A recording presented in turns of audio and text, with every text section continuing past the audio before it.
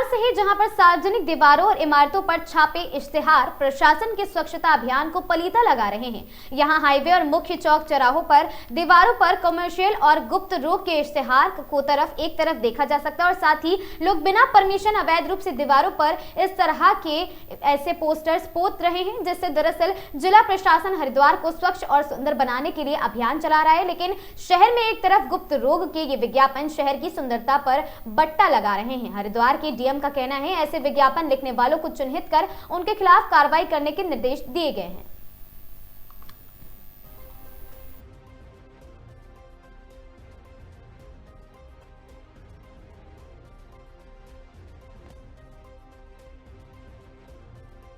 अभी हमने रिसेंटली ये ट्रेंड नोटिस किया है कि जो हमारे फ्लाईओवर्स हैं या जो सार्वजनिक दीवारें हैं, ऑफिसेज की दीवारें हैं, बाउंड्रीज हैं, वहाँ पर वॉल पेंटिंग के माध्यम से या पोस्टर्स के माध्यम से लोग उसको मिसयूज़ कर रहे हैं।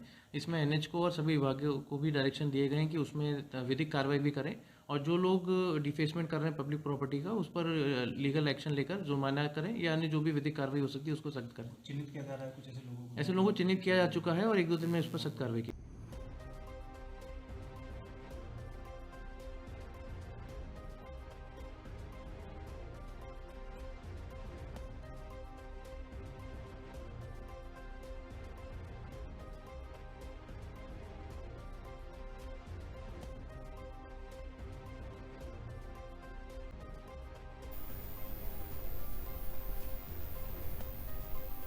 खबर हरिद्वार से है, जहां देर रात उपनगरी ज्वालापुर में एक टायर की दुकान में भीषण आग लगे। ज्वलनशील पदार्थ के कारण आग ने तुरंत विकराल रूप धारण कर लिया। मौके पर तेज धमाके होने लगे। दुकान से आग की भयानक लपटें निकलते देख मौजूद लोगों ने फौरन फायर ब्रिगेड को सूचना दी है। सूचना मिलते ही फायर ब्रिगेड की टीम मौके पर पहुंची। टीम ने कड़ी मशक्कत के बाद आग पर काबू पाया। वक्त रहते आग को आसपास की दुकानों से फैलने से रोका गया है। दुकान में रखा सारा सामान जलकर खाक हो गया। आग बुझाने में फायर ब्रिगेड को पूरे 1 घंटे का समय लगा। इस दौरान लोगों ने घटना अपने मोबाइल कैमरे में कैद कर ली है। वीडियो सोशल मीडिया पर तेजी से वायरल हो रहा। घटना के कारणों की जांच की जा रही है।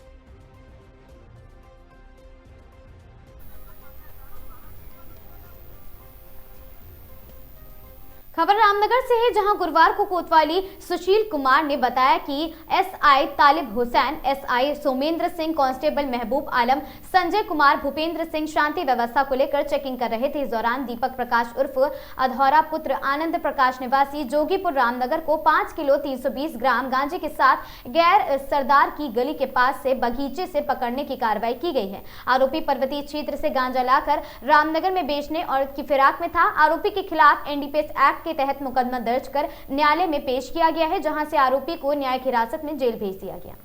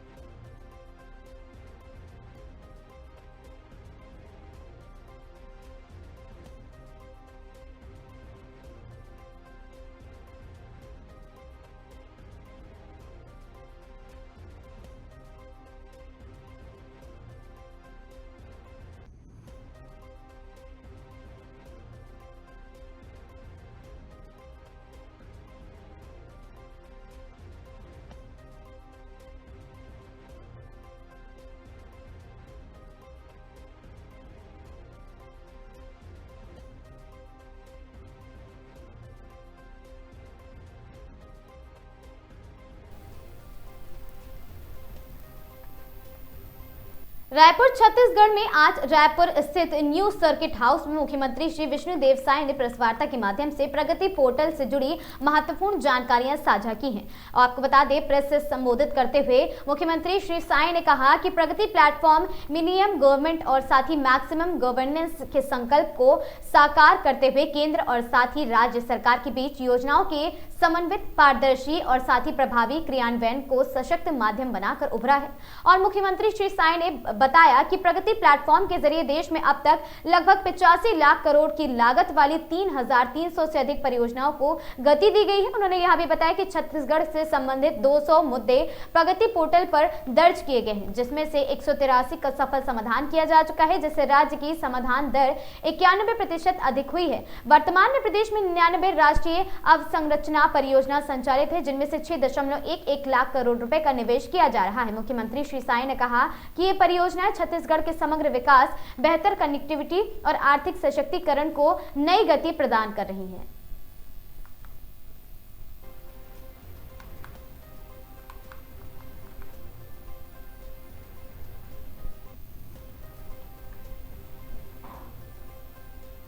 नई दिल्ली से बड़ी खबर है, जहां कांग्रेस अध्यक्ष श्री मल्लिकार्जुन खड़गे, नेता विपक्ष श्री राहुल गांधी और साथ ही कांग्रेस महासचिव केसी वेणुगोपाल के साथ छत्तीसगढ़ के वरिष्ठ कांग्रेस नेताओं की अहम बैठक संपन्न हुई। बैठक में छत्तीसगढ़ से जुड़े राजनीतिक, संगठनात्मक और जनहित के मुद्दों पर विस्तार से चर्चा हुई है। कांग्रेस के शीर्ष नेतृत्व ने राज्य की मौजूदा स्थिति को लेकर स्पष्ट दिशा निर्देश भी दिए। कांग्रेस महासचिव और छत्तीसगढ़ प्रभारी सचिन पायलट ने बैठक के बाद बीजेपी सरकार पर आरोप लगाते हुए कहा कि राज्य की भाजपा सरकार पूरी तरह विफल साबित हुई है। उन्होंने कहा कि प्रदेश में माइनिंग को बैकडोर से एंट्री दी जा रही है, जिससे आदिवासी भाई बहन परेशान और कांग्रेस उनके साथ मजबूती से खड़ी है।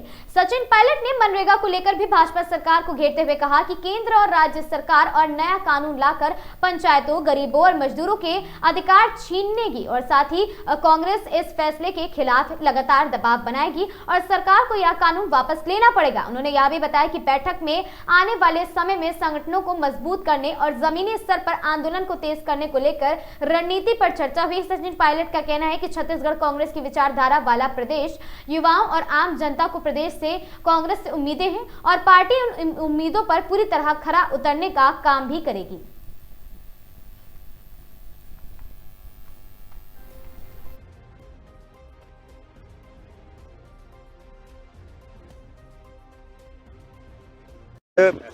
कांग्रेस अध्यक्ष आदरणीय खड़गे साहब और नेता प्रतिपक्ष राहुल गांधी जी के साथ प्रदेश के तमाम नेताओं की हमारी चर्चा हुई छत्तीसगढ़ को लेके। उसमें पीसीसी, सीएलपी, भूपेश बघेल साहब, टी सिंहदेव साहब, साहू जी, हम सब मौजूद थे और अब तक संगठन की जो गतिविधियाँ रही हैं उस पर चर्चा हुई। और आजकल छत्तीसगढ़ में जो राजनीतिक मुद्दे हैं उस पर दिशा निर्देश यहाँ दिल्ली से खड़गे साहब और राहुल जी ने दिया है। और छत्तीसगढ़ में जो 2 साल से सरकार है तमाम मोर्चों पर फेल है। फसल खरीद हो, लॉ एंड ऑर्डर हो, और विशेष रूप से जो माइनिंग को बैकडोर एंट्री दी जा रही है और उससे आदिवासी क्षेत्र के लोग, किसान बहुत परेशान हैं, उसमें कांग्रेस पार्टी लोगों के साथ खड़ी रहेगी। ये हमने पहले भी कहा था और आज दोबारा इस बात को हम दोहरा रहे हैं। और आने वाले समय में जो नरेगा को लेकर सरकार ने जो नियम बनाए हैं, एक तरह से उस कानून का गला घोटा है। जो अधिकार था अब उसको उन्होंने सीमित कर दिया है, बजट को भी सीमित कर दिया और निर्णय लेने की शक्ति, पहले गाँव देहात में तय होता था कहाँ कुआं बनेगा, कहाँ सड़क बनेगी, अब पूरा सेंट्रलाइज किया है। तो ये जो मानसिकता है ये किसान, गरीब, निर्धन, असहाय, निर्बल जो लोग हैं उनके ऊपर एक कुटाघात सरकार ने किया है। इसका विरोध पूरे देश में हो रहा है। और कांग्रेस पार्टी जो भूमिहीन किसान हैं, जो डेली वेजर है, लेबर है, जिनके पास एक सुरक्षा कवच हमारी सरकार में मिला था, वो वंचित करने की योजना सरकार ने बनाई है। और जिस तरीके से बनाई है, कोई चर्चा, विचार विमर्श, संशोधन का नाम दे रहे हैं, लेकिन नरेगा को ख़त्म किया जा रहा है। उस पर पूरे छत्तीसगढ़ समेत देश में कांग्रेस पार्टी में मूवमेंट लेकर आगे आई है। हम इसका विरोध करेंगे। और राहुल जी के नेतृत्व में जब लैंड एक्विजिशन एक्ट को उन्होंने छेड़छाड़ी करी थी, 3 काले कानून बनाए थे, दोनों मुद्दों पर इनको सदन के अंदर, सदन के बाहर बैकफुट बनाना पड़ा और इसी मोदी सरकार ने अपने हाथ खींचे थे।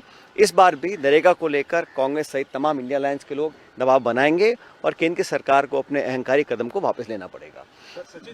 बाकी हमने जो इश्यूज़ हैं आज महासचिव महोदय वेणुगोपाल जी, खरगे जी, राहुल जी को पूरा विस्तार से पूरा समीक्षा भी करी है, गहर अध्ययन लोगों ने किया है, अब तक कार्रवाई पर उनको जानकारी दी है और आने वाले कुछ हफ्ते महीनों में सदन के अंदर हम लोग क्या मुद्दों को लेकर सरकार को काउंटर करेंगे, दबाव बनाएंगे और कार्यकर्ताओं को लेकर जो हम लोगों ने BLA से लेकर संगठन को मजबूत करने का जो एक निर्णय लिया है उस पर पूरा अमल हम लोग कर चुके हैं।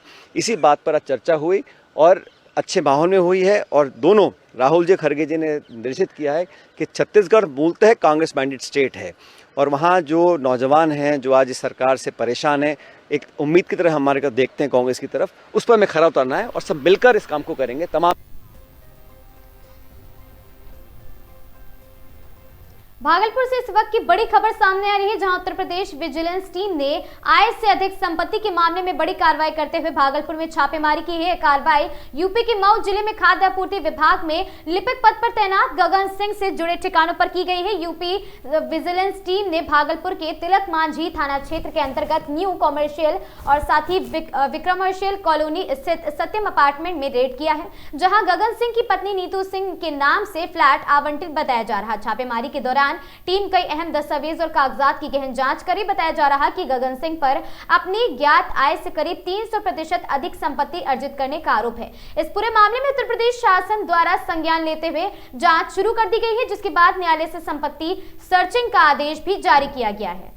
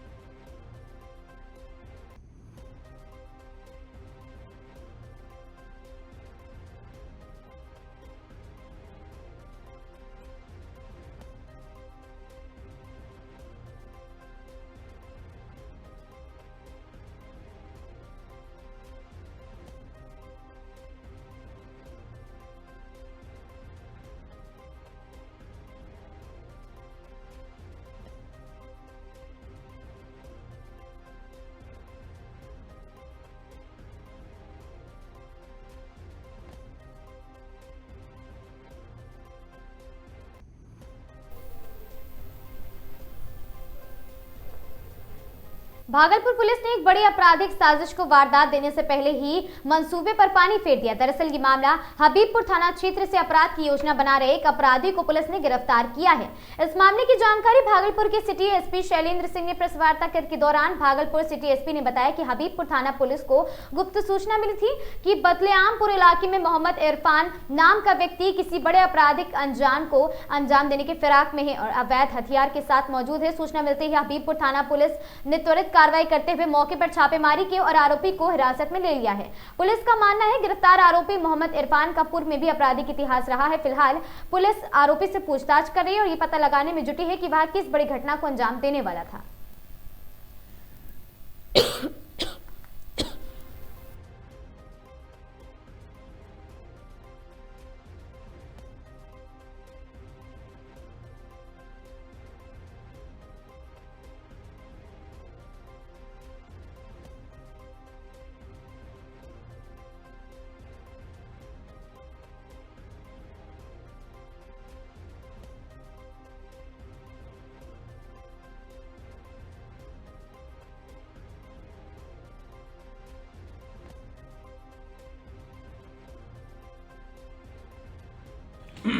जी, आज के प्रेस कॉन्फ्रेंस के बारे में सर। वरीय पुलिस अधीक्षक भागलपुर के ये निर्देशानुसार अवैध जो ये शराब, आर्म्स और ये मादक पदार्थ के विरुद्ध में लगातार छापेमारी की जा रही है। इसी क्रम में दिनांक 27/1/2026 को जो ये हबीबपुर थाना को सूचना प्राप्त हुई कि एक जो बद्रे आलमपुर में, जो कि हबीबपुर थाना अंतर्गत आता है, वहाँ एक अपराधकर्मी है जो कि किसी साजिश के तहत मतलब एक अपराध करने के लिए जमा हुआ है। तो ये इस सूचना का सत्यापन किया गया और इसमें फिर एक विशेष टीम का गठन किया गया और फिर वहाँ जो ये बद्र आलमपुर में वहाँ ये रेड किया गया। तो एक अपराधकर्मी जिसका नाम है मोहम्मद इरफान, ये इनके पास से एक पिस्टल और एक देसी कट्टा और ये 5 जिंदा कारतूस इनके पास से बरामद हुआ और इनके पास से एक मैगजीन भी बरामद हुई। इसके अलावा जब वहाँ और सर्च किया गया, क्योंकि वहाँ मतलब कि गांजे जैसा स्मेल आ रहा था, तो वहाँ जब और सर्च किया गया तो ये इनके पास से ये इनका जो परिसर था उसमें से 8.2 kg गांजा भी बरामद हुआ है। और इसमें फिर आर्म्स एक्ट और NDPS एक्ट की सुसंगत धारा में प्राथमिकी दर्ज कर अग्रतर कार्रवाई की जा रही है। कितने लोग पकड़े हैं टोटल सर? इसमें एक आदमी पकड़ा है, मोहम्मद इरफान। और भी इसके गिरोह में वगैरह कोई? हाँ, ये इसमें अभी इनका जो कन्फेशन आया है उसमें इन्होंने कुछ लोग का नाम बताया और इसमें आगे जांच की जा रही है। खबर लखीसराय से है, जहां बिहार में सुशासन की सरकार जहां शिक्षा और विकास के बड़े बड़े दावे कर रही है, वहीं जमीनी हकीकत कुछ और ही कह रही है, तस्वीर पेश कर रही है। लखीसराय जिले के चानन प्रखंड में विकास की पोल खोलती एक तस्वीर सामने आई है, जहां गोरी पंचायत के वार्ड नंबर 11 के लोग आज भी बुनियादी सुविधाओं के लिए तरस रहे हैं। महिलाओं ने खुद आगे आकर अपने वार्ड की बदहाली बयां की है। पंचायत के मुखिया द्वारा बीते वर्ष में विकास के नाम पर सिर्फ आश्वासन दिए गए, लेकिन धरातल पर कोई ठोस कदम नहीं हुआ है।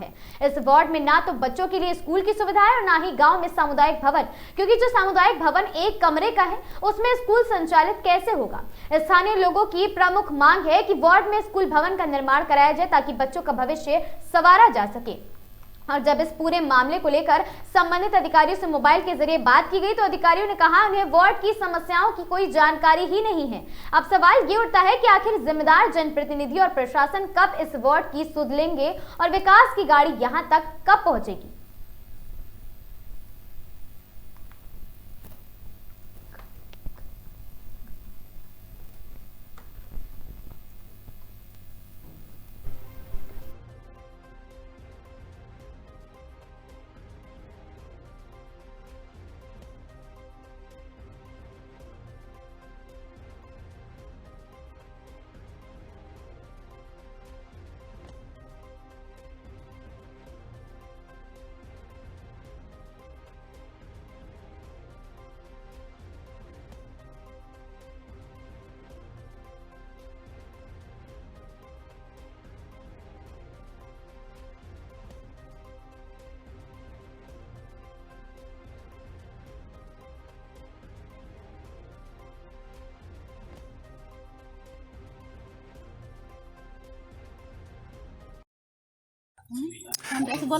तोहर की नाम होलो?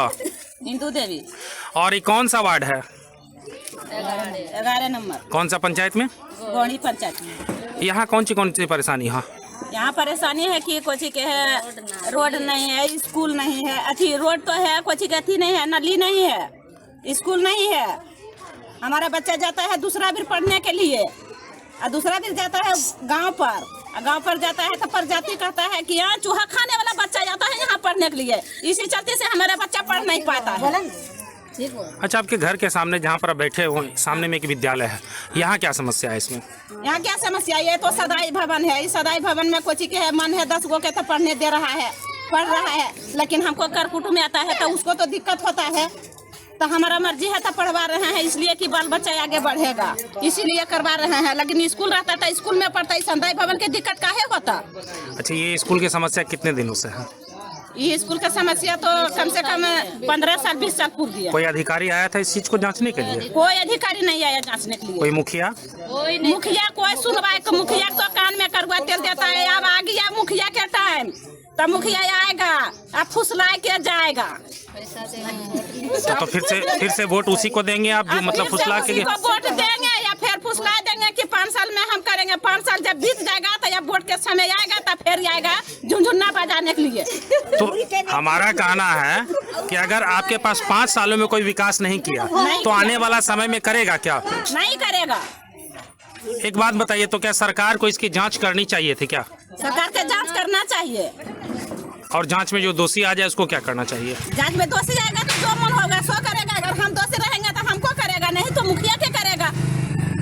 क्या नाम लिखते हैं? क्या नाम है? इंदू देवी है। क्या नाम लिखते हैं अपना? देवी कुमारी। और कौन सा पंचायत है? गौड़ी पंचायत का। वार्ड नंबर कितना आपका? हाँ, हमारा वार्ड नंबर तो अभी 12 है। क्या परेशानी है आपको? हम अभी यहाँ पर 11 में आकर 3 साल से रहे। वार्ड नंबर 11 में हम 3 साल से यहाँ रह रहे हैं। हमारे तरफ नाली और रोड चाहिए। नाली और रोड चाहिए? हाँ, नाली और रोड। अच्छा, आपके नज़दीक में कहीं कोई विद्यालय है जहाँ पर आप अपने बच्चे को पढ़ाने के लिए भेजते अभी हैं? तो हमारे बच्चे गांव में पढ़ रहे हैं। 2 बच्चे हमारे यहाँ मरैया स्कूल पर पढ़ रहे हैं। अच्छा, जो 11 नंबर वार्ड में पहुँचे वहाँ स्कूल है क्या आपके नज़र में? नहीं, स्कूल तो नहीं है। ये जो पंचायत भवन है इसी में पढ़ रहे हैं। मानी लोग समुदाय भवन है, इसी में पढ़ रहा है। अच्छा, एक बात बताइए, सामुदायिक भवन में कमरा कितना होगा? एक ही है। और इस कमरे में कितने बच्चे आ पाएंगे? अभी हम तो गिनती नहीं किया सर, जाकर देख लीजिए, सामने की बात एक है। अनुमानित ही होगा 30-40 बच्चे से ज़्यादा नहीं होगा सर। तो क्या लगता है कि यहाँ स्कूल बनना चाहिए या नहीं? बनना चाहिए सर, बच्चे के लिए पढ़ाई लिखाई के अच्छा करना चाहिए सरकार की। सरकार कहते हैं कि बच्चों का भविष्य उज्जवल हो, इसको लेकर के हर जगह पर विद्यालय स्थापित होना चाहिए, बनना चाहिए। तो क्या लगता है कि आने वाले समय में यहाँ पर विद्यालय बन पाएगा या फिर सरकार सिर्फ लोगों को धोखा में रखेगी? सरकार और मुखिया जी फट जाएगा सर। गाँव का जो वार्ड हुआ, मुखिया जी पर सरपंच हुआ, ये सब पड़ जाएगा सर। तो बच्चे को उजाला तो सही होना चाहिए ना, स्कूल बनना चाहिए। तो इस काम में मुखिया बीते 5 वर्षों में कोई पहल किया है कि नहीं? कुछ नहीं किया है सर अभी तक। मुखिया को पहचानते हैं आप? हाँ, बिल्कुल पहचान। कौन है वो? अभी तो रवि राम है, चंद्रभूषण नाम है। तो क्या लगता है विकास किया है कि कुछ नहीं? नहीं, वो विकास किया, वो तो कुछ नहीं, वो तो 0 साहेब है। की नाम लिखो है अपन? जोर से बोलो। रेखा देवी। अच्छा, तो हर वार्ड में की समस्या है? समस्या है, नाली चाहिए, स्कूल चाहिए, नाली के एकदम व्यवस्था देख चाहिए, रोड पानी निकासी के लिए कोई जगह नहीं। पानी की निकासी है, अहरा है, वो नहीं बोल ना निकासी, घर की निकासी नहीं है, जो व्यवस्था है नहीं। अच्छा, तो हर घर के सामने के स्कूल तो नजर हमरा आपके रहा, कैसे नहीं स्कूल तो पंचायत भवन है। पंचायत भवन है कि सामुदायिक भवन है? जो भी समझिए सर, एक ही। अच्छा, एक बात बताओ, एकरा में कै गो रूम है? एक ही रूम है। तो एक रूम में कितना बच्चा पढ़ती थी? 5वां तक। तो की लगा कि स्कूल होना चाहिए गांव में या नहीं? होना चाहिए गांव में स्कूल और नाली। अच्छा, बीते 5 वर्षों में आपके पंचायत का जो मुखिया था, इसको लेकर के क्या काम किया है? कुछ नहीं किया। मुखिया को पहचानते हैं? अच्छा, तो एक बात बताइए, बीते 5 वर्षों में कोई काम नहीं कर पाया मुखिया आपका आपके वार्ड में, तो क्या लगता है कि इस बार जो पंचायत में मुखिया का चुनाव होगा, ऐसे लोगों को आप चुन करके लाएंगे क्या जो आपका विकास नहीं करता है? ना, विकास कुछ नहीं किया, ये मुखिया कुछ नहीं किया। ना, वो मुखिया कुछ करबे नहीं किया, दूसरा मुखिया बनेगा, थोड़ी मुखिया बनेगा, मुखिया कुछ नहीं किया। तो विकास के नाम पर सरकार के पास से तो फंड तो आया होगा ना? अच्छा, अगर आया होगा फंड और फंड का उपयोग नहीं किया गया, तो क्या लगता है कि सरकार इसकी जांच करे या ना करे? जांच करे। क्या नाम बताए थे अपना?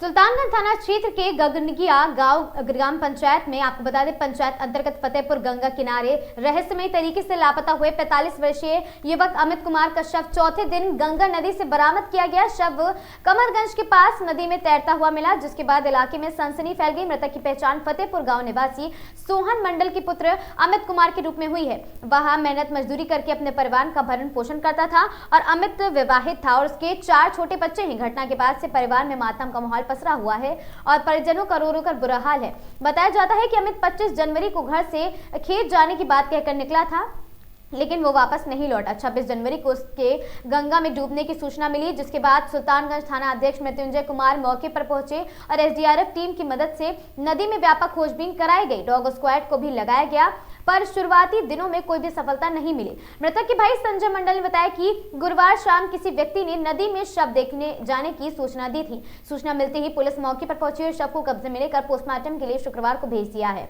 और भागलपुर से पहुंची फोरेंसिक टीम मामले की जांच कार्रवाई कर रही है। युवक 25 जनवरी को रहस्यमय तरीके से लापता हो गया। सूचना मिलते ही थाना अध्यक्ष स्वयं घटनास्थल पर पहुंचे और बिना देर किए एसडीआरएफ टीम को खोज में लगाया है। और साथ ही थाना अध्यक्ष ने कहा कि युवक की तलाशी हर संभव प्रयास किए गए तथा गंगा किनारे से उसका शॉर्ट और आपको बता दें कि चप्पल भी बरामद हुआ है, जिससे डूबने की आशंका जताई जा रही है। वहीं मृतक की पत्नी ने 7 नामजद और 3 अज्ञात लोगों के खिलाफ अपहरण का मामला दर्ज कराया है। पुलिस मामले की हर पहलू से जांच कर रही है।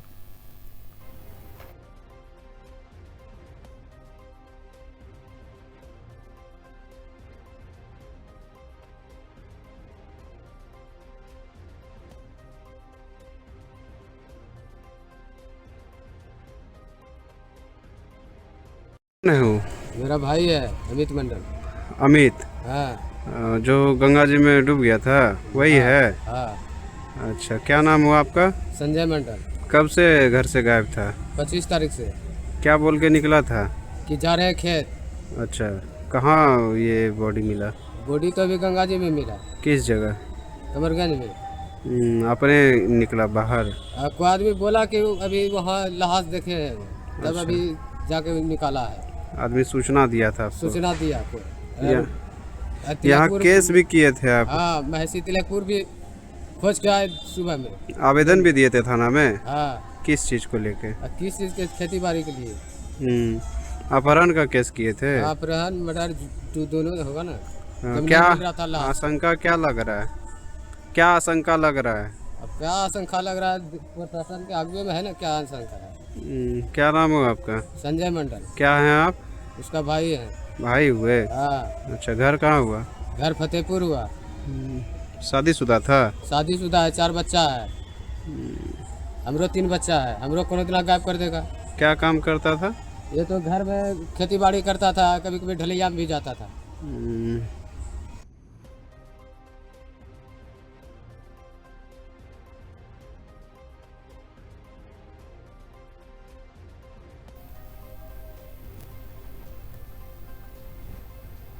इन खबरों में आज के लिए बस इतना ही। ऐसी खबरों से लगातार जुड़े रहने के लिए बने रहें हमारे साथ और देखते रहें आगाज टाइम्स।